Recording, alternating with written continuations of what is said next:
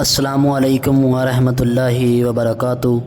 ناظرین، آپ دیکھ رہے ہیں زین مدنی اسلامک چینل اور میں ہوں آپ کا میزبان محمد زین مدنی۔ ناظرین، جیسا کہ آپ کو معلوم ہے کہ ہم ریاض الصالحین ریکارڈ کر رہے ہیں۔ آج ہم ریاض الصالحین کی حدیث نمبر 74 ریکارڈ کریں گے، یعنی 74۔ آپ سے التماس ہے کہ ہمارے چینل کو سبسکرائب کریں، لائک کریں، شیئر کریں، بیل آئیکن پہ کلک کریں تاکہ ہر آنے والی نئی ویڈیو آپ تک پہنچ سکے۔ بسم اللہ الرحمن الرحیم۔ ریاض الصالحین جلد اول، باب نمبر 7، باب الیقین والتوکل، حدیث نمبر 74۔ حضرت عبداللہ بن عباس رضی اللہ عنہ سے روایت ہے کہ رسول اللہ صلی اللہ علیہ وسلم نے ارشاد فرمایا، مجھ پر امتیں پیش کی گئیں، یعنی دکھائی گئیں، تو میں نے دیکھا کہ ایک نبی ہے، اس کے ساتھ چند آدمی ہیں، ایک اور نبی ہے، اس کے ساتھ صرف 1-2 آدمی ہیں، ایک اور نبی ہے، اس کے ساتھ کوئی بھی نہیں۔ اتنے میں اچانک ایک بڑا گروہ میرے سامنے ظاہر ہو گیا۔ میں نے گمان کیا کہ یہ میری امت ہے، لیکن مجھے بتایا گیا کہ یہ موسیٰ علیہ السلام اور اس کی قوم بنی اسرائیل ہے۔ لیکن تو دوسرے کنارے کی طرف دیکھا تو ایک بہت بڑا گروہ تھا۔ مجھ سے کہا گیا کہ یہ تیری امت ہے، اور اس کے ساتھ 70,000 ایسے آدمی ہیں جو جنت میں بغیر حساب و کتاب کے اور عذاب کے داخل ہوں گے۔ آپ نے یہ بیان کر کے اپنی مجلس سے اٹھے اور اپنے گھر تشریف لے گئے، تو لوگوں نے ان لوگوں کے بارے میں بحث کرنا شروع کر دی جو بغیر حساب اور بغیر عذاب کے جنت میں جائیں گے۔ بعض نے کہا شاید یہ وہ لوگ ہیں جنہوں نے رسول اللہ صلی اللہ علیہ وسلم کی صحبت کا شرف حاصل کیا ہوگا۔ بعض نے کہا شاید یہ وہ لوگ ہوں گے جو اسلام میں پیدا ہوئے اور اللہ کے ساتھ انہوں نے کسی کو شریک نہیں ٹھہرایا۔ اسی طرح انہوں نے اپنے اپنے گمان کے مطابق کئی چیزوں کا ذکر کیا۔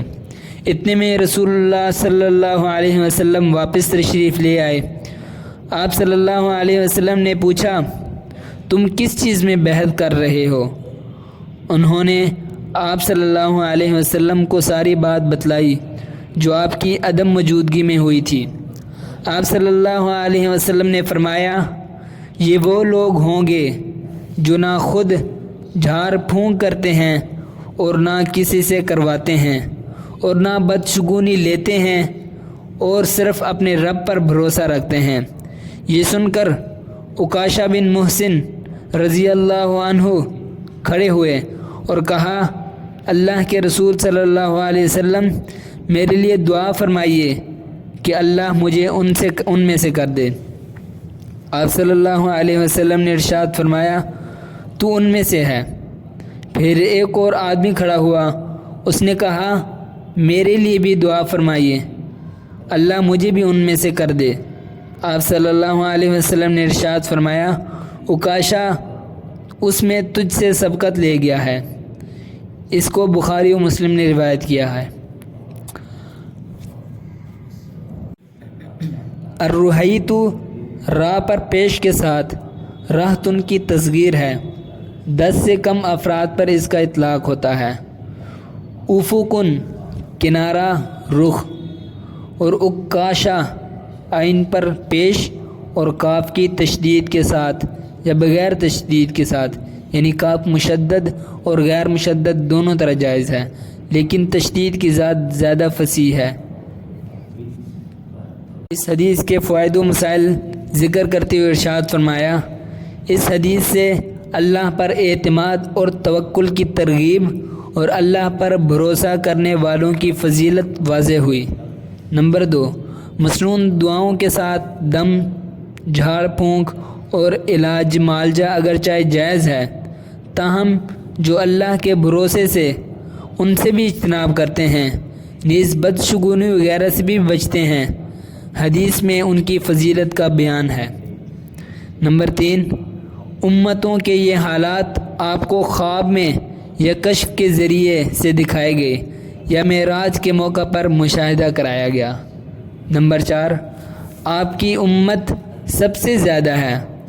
نمبر 5، انسان اگر خلوص نیت سے تبلیغ کرتا ہے اور کوئی شخص راہ ہدایت پر نہیں آتا تو اس میں اس کا کوئی قصور نہیں اور نہ اس کی تبلیغ کو کوئی مشکوک قرار دے سکتا ہے۔ نمبر 6، حق اور باطل کا معیار تعداد کی کثرت و قلت ہرگز نہیں ہے، بسا اوقات اکیلا آدمی ہی حق پر ہوتا ہے۔ نمبر 7، دم کرنا یا بغیر مطالبے کے اگر کوئی دم کر دے تو کروانا توکل کے منافی نہیں، اور ایسا شخص بھی اس فضیلت سے خارج نہیں ہوگا، کیونکہ یہ دونوں کام رسول اللہ صلی اللہ علیہ وسلم نے کیے اور آپ صلی اللہ علیہ وسلم توکل کی اعلیٰ مرتبہ پر فائز تھے۔ وآخر دعوانا ان الحمد للہ رب العالمین۔